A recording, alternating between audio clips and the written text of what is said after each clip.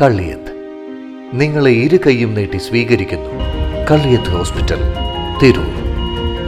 മാരക മയക്കുമരുന്നും പണവും ആയുധങ്ങളുമായി യുവാവ് താനൂർ പോലീസിന്റെ പിടിയിലായി.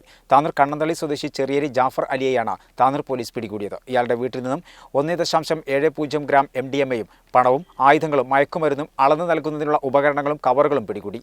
താനൂർ SI കൃഷ്ണലാലിന്റെ നേതൃത്വത്തിലുള്ള സംഘമാണ് പിടികൂടിയത്.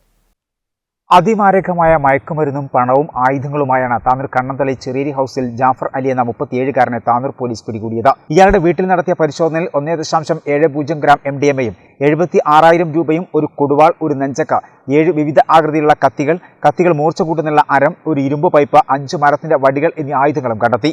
കൂടാതെ അലമാരയിൽ നിന്നും ഒരു എയർഗൺ, MDMA അളന്നു നൽകുന്നതിനുള്ള മെത്ത് സ്കെയിൽ, MDMA ആവശ്യക്കാർക്ക് ചെറിയ പാക്കറ്റുകളാക്കി നൽകുന്നതിനുള്ള കവറുകളും പിടിച്ചെടുത്തു. ജില്ലാ പോലീസ് മേധാവിക്ക് ലഭിച്ച രഹസ്യ വിവരത്തിന്റെ അടിസ്ഥാനത്തിൽ Tanur sub inspector Krishnalal RD, sub inspector Shailesh PM, dance of team എന്നിവരുടെ നേതൃത്വത്തിൽ നടത്തിയ പരിശോധനയിലാണ് ഇവ കണ്ടെത്തിയത്.